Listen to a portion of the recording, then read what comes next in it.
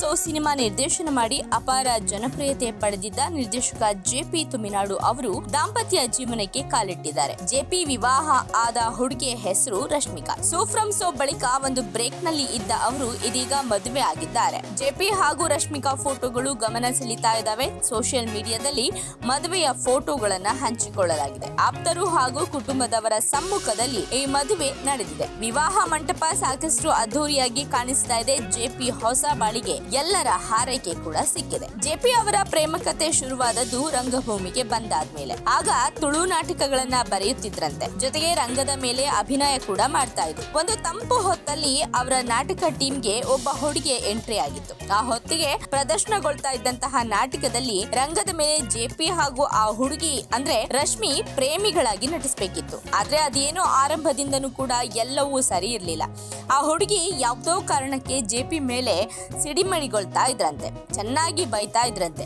ಆದ್ರೆ ರಶ್ಮಿ ಜೆಪಿ ಅವರನ್ನ ತಪ್ಪಾಗಿ ತಿಳಿದುಕೊಂಡು ಬೈತಾ ಇದ್ರಂತೆ. ಅದು ಅವರಲ್ಲ ಅಂತ ಗೊತ್ತಾದ್ಮೇಲೆ ಆ ಹುಡುಗಿ ಕ್ಷಮೆಯನ್ನು ಕೂಡ ಕೇಳಿದ್ರಂತೆ. ಅದು ಕಾಳಜಿಯಾಗಿ ಕ್ರಮೇಣ ಬದಲಾಗ್ತಾ ಹೋಯ್ತು. ಹಾಗೆ ಅಕ್ಕರೆಯ ಮಾತನಾಡೋದಕ್ಕೂ ಕೂಡ ರಶ್ಮಿ ಅವರು ಶುರು ಮಾಡಿದ್ರು. ಹಾಗೆ ಹತ್ತಿರವಾದ ಹುಡುಗಿಯೇ ರಶ್ಮಿ. ಇಬ್ಬರ ಪ್ರೀತಿಗೀಗ 14 ವರ್ಷ. ಪ್ರೀತಿಸಿದ ಹುಡುಗಿಯ ಜೊತೆ ಜೆಪಿ ಸಪ್ತಪದಿಯನ್ನ ತುಳಿದಿದ್ದಾರೆ. ಜೆಪಿ ಮಂಗಳೂರಿಗೆ ಹತ್ತಿರವಿರುವ ತುಮಿನಾಡು ಊರಿನವರು. ಇದು ಕರ್ನಾಟಕ ಕೇರಳ ಗಡಿ ಭಾಗದಲ್ಲಿದೆ. 9ನೇ ತರಗತಿಯವರೆಗೂ ಕಲಿತ ಜೆಪಿ ಪೇಂಟರ್ ಆಗಿ ಕೂಡ ಕೆಲಸ ಮಾಡಿದ್ದಾರೆ. ಅವರ ಊರಿನಲ್ಲಿ ಮಹಾಕಾಳಿ ಭಜನಾ ಮಂದಿರವಿದೆ. ಅಲ್ಲಿ ನವರಾತ್ರಿಗೆ ನಡೆಯುವ ಕಾರ್ಯಕ್ರಮದಲ್ಲಿ ಹಾಸ್ಯ ಪ್ರಹಸನ, ಹಾಸ್ಯಮಯ ನಾಟಕಗಳನ್ನ ಮಾಡ್ತಾ ಇದ್ರಂತೆ. ನಟ ಪ್ರಕಾಶ್ ತುಮಿನಾಡು ಹಾಗೂ ಜೆಪಿ ಒಂದೇ ಊರಿನವರು. ಜೆಪಿ ಅವರ ನಟನೆಯನ್ನ ನೋಡಿ ಪ್ರಕಾಶ್ ಶಾರದಾ ಹಾರ್ಟ್ಸ್ ಮಂಜೇಶ್ವರ ತಂಡಕ್ಕೆ ಸೇರಿಸಿಕೊಂಡಿದ್ರಂತೆ. ಬಂದಂತ ಬಳಿಕ ನಾಟಕಗಳನ್ನ ಬರೆಯಲು ಶುರು ಮಾಡಿದ್ರು. ನನದುಂಬು, ಉತ್ತರ ಕೊರ್ಲೆ, ಬಂಜಿಗ್ ಆಕೊಡ್ಡಿ, ಕೈಪತ್ತಿನಾರ್, ಕತೆ ಎಂಡೆಡ್ಡು ಹೀಗೆ ಹಲವು ನಾಟಕಗಳನ್ನ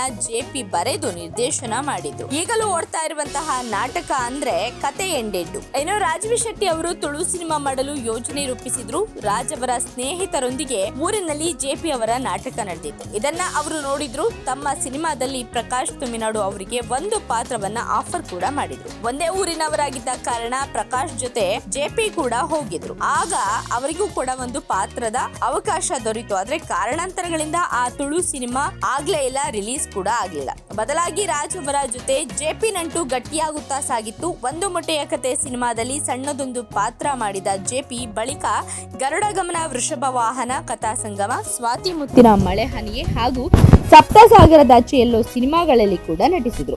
ಹೀಗೆ ಸಾಗಿದ ಅವರ ಜರ್ನಿ ಸೋ ಫ್ರಮ್ ಸೋ ನಲ್ಲಿ ಗಟ್ಟಿಯಾಯಿತು. ಅವರ ನಿರ್ದೇಶನದ ಮೊದಲ ಸಿನಿಮಾವೇ ಸೂಪರ್ ಡೂಪರ್ ಹಿಟ್ ಆಯಿತು.